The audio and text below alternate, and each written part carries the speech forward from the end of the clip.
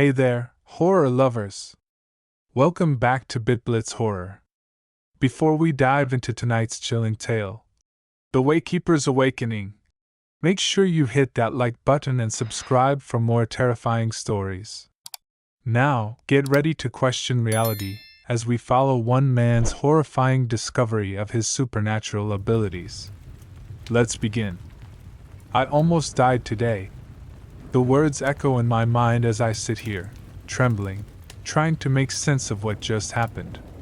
My name is Jack, and I'm a 32-year-old software developer living in a small town in upstate New York.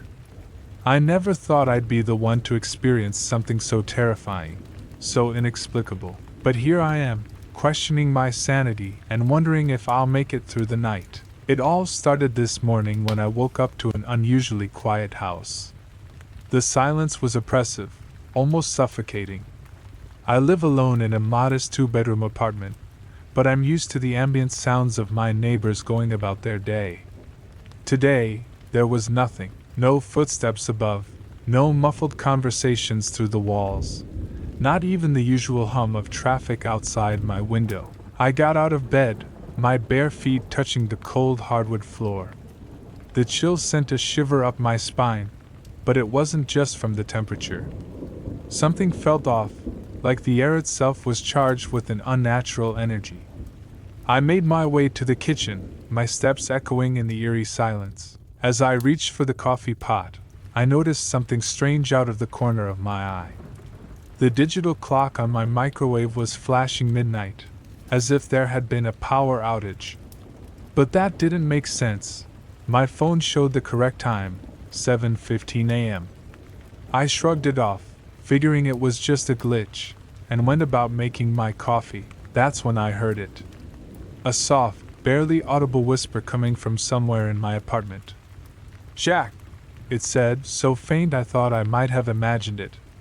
I froze, the coffee pot halfway to the machine, my heart suddenly racing. I lived alone. There shouldn't be anyone else here. "Hello?" I called out, my voice sounding unnaturally loud in the quiet apartment.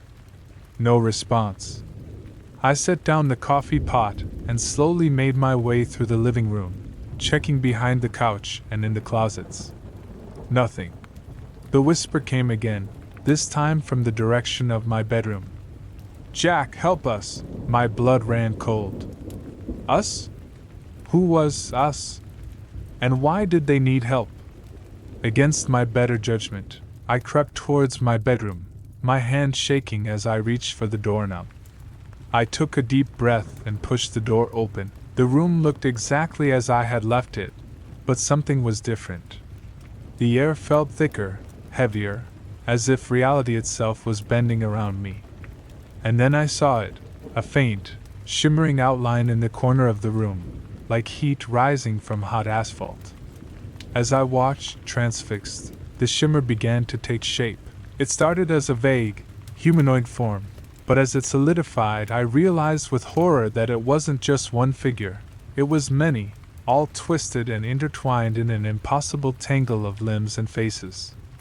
Eyes of various colors and sizes blinked open, all focusing on me with an intensity that made me want to scream. "Jack!" The amalgamation of voices whispered. "We've been waiting for you." I stumbled backward, my heart pounding so hard I thought it might burst out of my chest. This couldn't be real.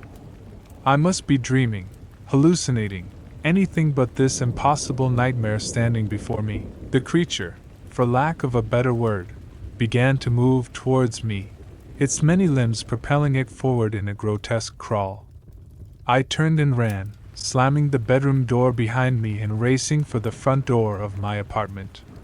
But as I reached for the handle, I realized with growing panic that it wouldn't budge. I was trapped. "You can't escape us, Jack," the voices called out, somehow both distant and right next to my ear at the same time. "We are part of you now." I spun around, pressing my back against the door, my eyes darting around the room for any sign of the creature. The living room looked normal, but I could feel a presence, an otherworldly energy that seemed to permeate every inch of my home. "What do you want?" I shouted, my voice cracking with fear. Who are you? The air in front of me shimmered, and the creature materialized, its impossible form filling my vision. Up close, I could see that it wasn't just a jumble of human parts. There were animal features too, scales and fur intermingling with skin, tentacles writhing among human fingers. We are the Forgotten, the creature spoke, its many mouths moving in unsettling synchronization. The lost souls trapped between worlds, seeking a way back to the realm of the living. And you, Jack, are our ticket home? I felt a cold dread settle in the pit of my stomach. What do you mean? I'm just a normal guy. I can't help you. The creature's eyes, all of them, narrowed. But you can, Jack. You have a gift, a connection to our world that you've been ignoring your whole life. Those nightmares you've had since childhood? The shadows you see moving in the corner of your eye? That's us trying to reach you. Memories flooded back. Years of terrifying dreams, moments where reality seemed to slip away, leaving me in a world of shadows and whispers. I had always dismissed them, convinced myself they were just an overactive imagination. But now, no, I said, shaking my head vehemently. I don't believe you. This isn't real. It can't be. The creature's form rippled, and suddenly it was right in front of me, its many faces inches from mine. I could feel its breath, cold and stale, like air from a long-sealed tomb, on my skin. We can make you believe, Jack, it hissed. We can show you the truth of your existence. Before I could react, one of its many hands shot out, gripping my forehead. Pain exploded behind my eyes, and I felt myself falling, tumbling through a void of swirling colors and screaming voices. Images flashed through my mind, other worlds, strange creatures, battles between forces I couldn't comprehend. And through it all, I saw myself, or versions of myself, moving between these realities, a bridge between worlds. When the visions finally stopped, I found myself on the floor of my living room, gasping for air. The creature loomed over me, its form seeming to fill the entire room. Do you understand now, Jack? It asked, its voice almost gentle. You are a Waykeeper, a rare being capable of traversing the boundaries between realities. We need you to open the way for us, to bring us back to the world of the living. I struggled to my feet, my head pounding. And if I refuse? The creature's many mouths twisted into a grotesque smile. Then we will be forced to take what we need by force. Your body, your very essence, will become our vessel. You will cease to exist as you know yourself, and we will walk the earth wearing your skin. The threat sent a chill down my spine. I looked around desperately for any means of escape, but I knew it was futile. This thing, whatever it was, had powers beyond my understanding. My only hope was to play for time, to try to find a way out of this nightmare. How? I asked, my voice barely above a whisper. How am I supposed to help you? The creature's form shimmered, and suddenly it was smaller, more compact, though no less terrifying. You must learn to harness your power, to open the gates between worlds. We can teach you, guide you. But you must be willing. I closed my eyes, trying to think.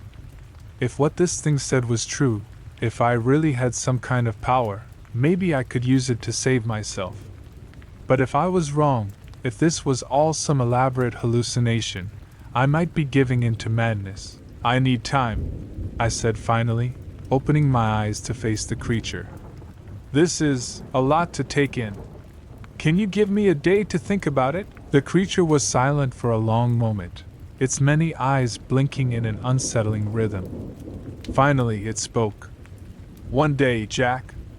We will give you one day to come to terms with your destiny. But know this, we cannot be denied. One way or another you will help us return. With those ominous words, the creature began to fade, its form becoming translucent and then disappearing altogether. The oppressive energy that had filled my apartment dissipated, leaving behind an eerie calm. I stood there for what felt like hours, my mind reeling from everything that had happened. Part of me wanted to believe it was all a dream, a vivid hallucination brought on by stress or lack of sleep. But the lingering ache in my head and the faint whispers I could still hear at the edge of my consciousness told me otherwise. Finally, I managed to move, stumbling to my couch and collapsing onto it. I pulled out my phone, desperate to connect with someone, anyone who might be able to help me make sense of this. But as I scrolled through my contacts, I realized with a sinking feeling that there was no one I could call. Who would believe me? They'd think I was crazy, maybe even have me committed. As the day wore on, I tried to go about my normal routine, hoping that the familiar actions might ground me in reality. I showered, got dressed, and even attempted to do some work on my laptop. But I couldn't focus. Every shadow, every unexpected sound made me jump, convinced that the creature was returning. By nightfall, I was a wreck. I had barely eaten, too nauseous with fear and anxiety to keep anything down. I paced my apartment, checking and rechecking the locks on the doors and windows, even though I knew they would be useless against the otherworldly being that had invaded my home. As I sat on my couch, staring blankly at the TV screen playing some mindless sitcom, a thought occurred to me. If I really was this Waykeeper, as the creature had called me, maybe I could use that power to escape.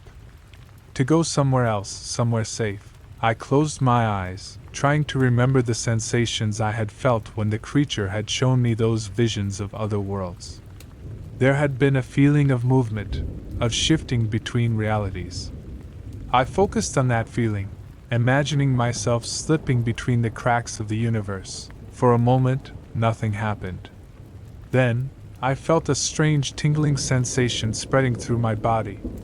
When I opened my eyes, the world around me seemed to be wavering, like I was looking at it through water. Hope surged through me.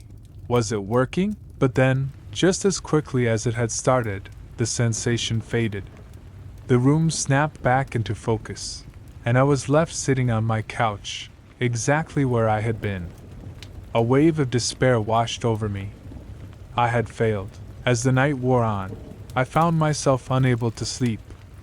Every time I closed my eyes, I saw the creature's twisted form, heard its many voices whispering my name. I knew that when dawn broke, I would have to make a decision. Would I agree to help this being and its kind return to our world? Or would I refuse and face the consequences? The thought of either option filled me with dread. If I agreed, who knew what horrors I might be unleashing upon the world?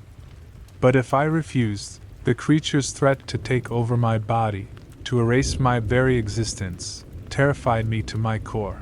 As the first rays of sunlight began to peek through my curtains, I made my decision. I couldn't let this thing use me to harm others. Whatever the cost, I had to find a way to stop it. I spent the morning frantically researching, looking for any information on interdimensional beings, psychic abilities, anything that might give me an edge. Most of what I found was clearly fiction or the ramblings of conspiracy theorists. But there were a few nuggets that seemed to align with what I had experienced. One website, buried deep in the results of my desperate Google searches, caught my attention. It spoke of ancient rituals used to banish otherworldly entities, of symbols and words of power that could close the gaps between dimensions. I didn't know if any of it was real, but it was the only lead I had. I spent hours memorizing the symbols, practicing the words under my breath. As the day wore on, I could feel a tension building in the air, like the calm before a storm. The creature would be returning soon, I knew, to hear my answer. Just as the sun was setting, casting long shadows across my living room, the air began to shimmer. The creature materialized, its impossible form filling the room with its presence. "Have you made your decision, Jack?" it asked, its many voices blending into one otherworldly sound. I stood up straight, summoning every ounce of courage I possessed. "I have," I said, my voice steadier than I felt. "And my answer is no. I won't help you return to this world." The creature's form rippled, its many eyes narrowing in anger. "You fool! it hissed. You don't have a choice. We will take what we need from you, whether you're willing or not. It lunged towards me, its many limbs reaching out to grab me. But I was ready. I began to chant the words I had memorized, my voice growing louder with each syllable. The air around me began to glow, and I felt a surge of power coursing through my body. The creature recoiled, shrieking in pain or fury. I couldn't tell which. What are you doing? It roared. Stop this at once! But I didn't stop. I continued to chant, feeling the energy building around me. The creature's form began to waver, becoming less solid with each passing moment. It lashed out at me, its limbs passing through my body like smoke. You cannot banish us! It screamed, its many voices discordant and filled with rage. We are eternal! We are. With a final, thunderous word, I completed the ritual. There was a blinding flash of light, and I felt a rush of wind that nearly knocked me off my feet. When my vision cleared, the creature was gone. The oppressive energy that had filled my apartment had vanished, leaving behind a sense of peace I hadn't felt in days. I collapsed to my knees, exhausted but triumphant. I had done it. I had banished the creature back to whatever realm it had come from. But as the adrenaline faded, I realized that this might not be the end. If what the creature had said was true, if I really was this Waykeeper, there might be other entities out there, other threats to our world. As I sit here now, writing this down in an attempt to make sense of everything that's happened, I know that my life will never be the same. I almost died today, but I survived. And in doing so, I've discovered a power within myself that I never knew existed. I don't know what the future holds. I don't know if the creature or others like it will return, or if I'll be called upon to use my newfound abilities again. But I do know this: I will be ready.